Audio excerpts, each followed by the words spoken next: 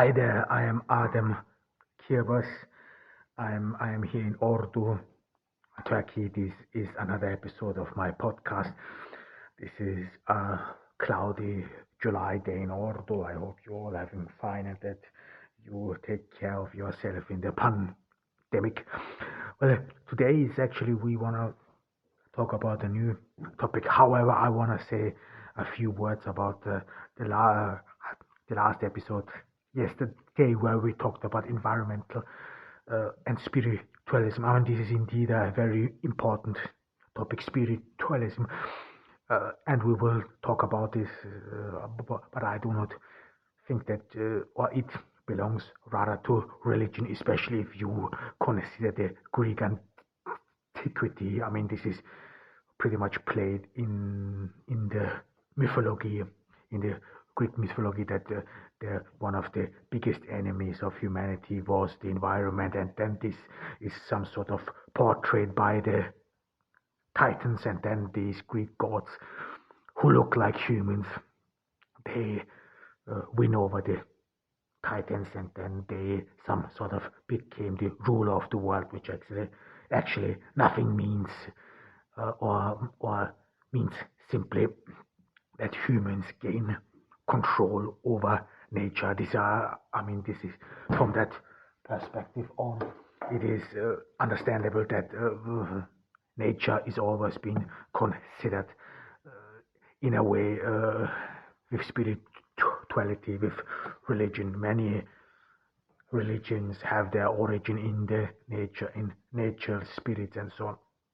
However, we will end it there because this belongs rather in religion, and we will, I don't know for sure, but we will talk about it in a later episode in detail. What I want to talk about today is again another very important issue in the millennial age, which is, I think, very important to understand this technological age we are living in. And this is the LGBTQ community, homosexuality, and this is indeed one of the moments, and everyone talked about it. I mean, what everyone in the last, I would say, decade, many people talk about, kept talking about, was actually should homosexuals being allowed to marry, should gay marriage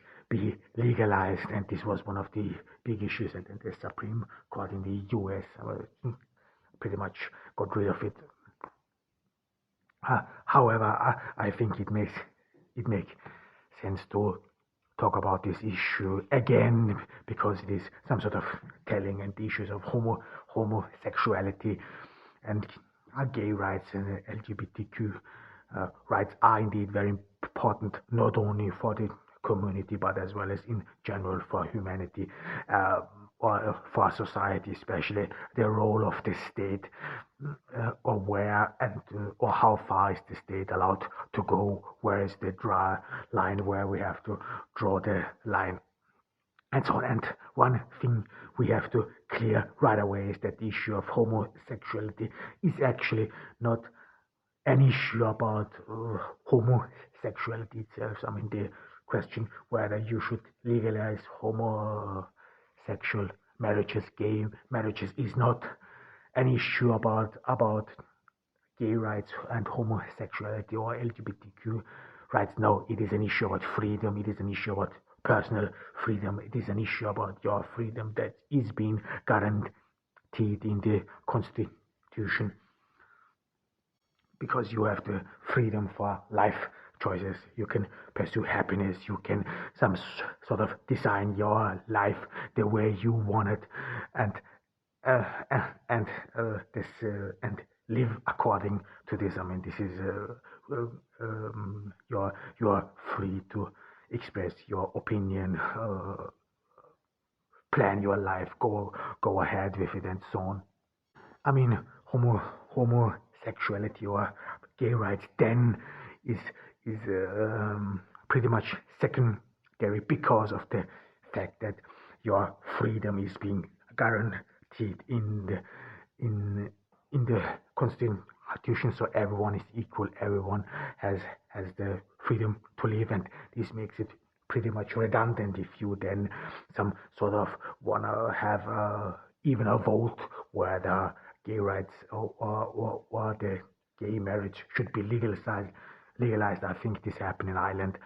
I mean, this was not rightful. It was not rightful in that sense because these people have already equal rights through the constitution as human beings, and what the state there did, or in order to denying these rights, is some sort of a transgression in the personal freedom of anyone or of someone. And this is very important to understand that this is actually at first an issue about one's personal freedom. I mean, of course, in very or in conservative and Republican circles, people oppose. People say that homosexuality should be in a way banned, curtailed, whatever. But these thoughts are rather either religious beliefs, personal beliefs, however, but this has nothing to do with the law. The law is, or has, I mean, it is not the fact. Truth be told, it is not the fact. But the law has to be objective. This means so no one can really interfere in your personal life, and this is in a way interesting, or you would say ambiguous, because very many conservatives and Republicans rightfully say that there should be less state interference, but yet they want the state to interfere in the personal life of someone and then regulate someone's sexuality. I mean, I want to some sort of dwell on this very important issue because state interference is a big issue, and I talked about it many times that I think that the state should interfere in the business, in the economic, to ensure the proper working of capitalism. But this was in the market, and I think this is very important. The state should go into the market, and you can create equality way better in the market than really in society, because in this is what we will talk about it as well. This is money generates equality. This is for effect. Money is a protection. We talked about it many times. No matter what people say, no matter what promises people make, and so on, money saves the day. Money makes you independent. Money is freedom because it enables your freedom. I mean, this was back in the days when you were a free thinker, when you were a free thinker, an artist, whatsoever. You always needed a patron to support you as well, but as well as to some sort of protect you from the law and so on if things would go rough. However, and this is very important, and equality is something you can generate in the market. But, and this is what I always will say, the state should less interfere in people's personal lives. And we will talk about this. But before we go on, I want to talk about some critics feminists brought toward this issue. And this critics is that because of the separation between public life and private life, that women would be some sort of pushed into the private life, and there they have lesser rights. This is the famous pater familias, so that the man, the husband, some sort of determines what a woman is allowed to do, and so on. This is true. This is beyond doubt. This is true. This was in the past the case. This is what you can see, for example, in the French Revolution. After the French Revolution, and this already started in the era of Napoleon, the father, the husband, became more rights. Of course, you have to be aware of one thing, that the French Revolution, in that sense had was an issue which you have to understand from the circumstances which it was, and this was that there was total anarchy. People in the beginning, they all embraced the French Revolution, and it was really a good thing in the beginning, so some sort of to free people from this feudal system. But nevertheless, this ended in brutal terror, in anarchy. You never knew whether you were the next, and this was the reason that in the Napoleonic age people wanted to bring in structure. This was not that a conservative element won. No, this got even a lot of support from the people. Napoleon did not just crown himself emperor. No, he got a lot of support because people were so disillusioned with the revolution, with this anarchy, with this bloodshed, that they thought only one man or one monarch, one or only the aristocracy can some sort of bring order and peace. And Napoleon, many people say, at least he's better than the Bourbon king who was guillotined, and his brother or was then next in line. So you have to understand this from this point of view, so that people then want to have more structure against this anarchic terror, because it was terror, it was bloody, so everyone could be the next. And this is when the role of the husband, of the father, was strengthened in the French Revolution, and on only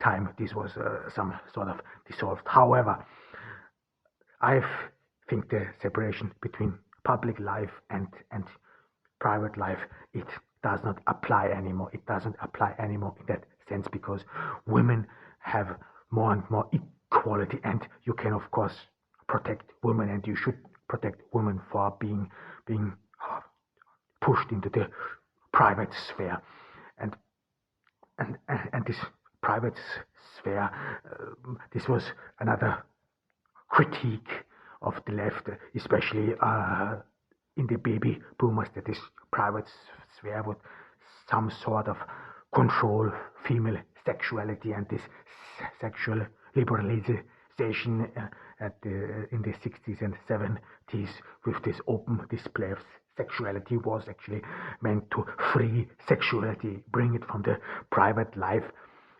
to into the public. However, what I mean with a private sphere is rather some sort of a safe place, and I mean a safe space from the state, from state interference. This is nothing you can some sort of hide for it, but this is rather, we will talk about this, to guarantee your personal freedom, and you can protect women for this. I mean, and it is even protected.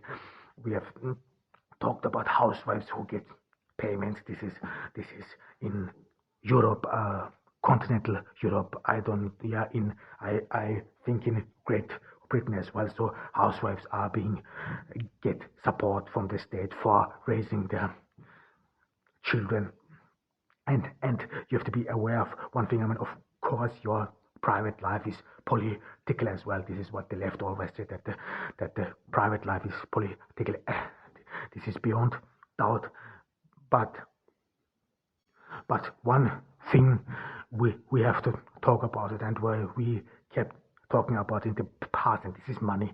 You cannot emancipate a woman from her private life or whatsoever, if she is still dependent on her husband. This is one of the biggest issues. I mean, this always boils down to one thing. Emancipation boils down to one thing, and this is financial emancipation. This is not philosophical whatsoever, and this is what we saw in the World Wars. I mean, during the World Wars, all the men were out fighting, and the women, they would work in the factories. So they started to work there. They gained or became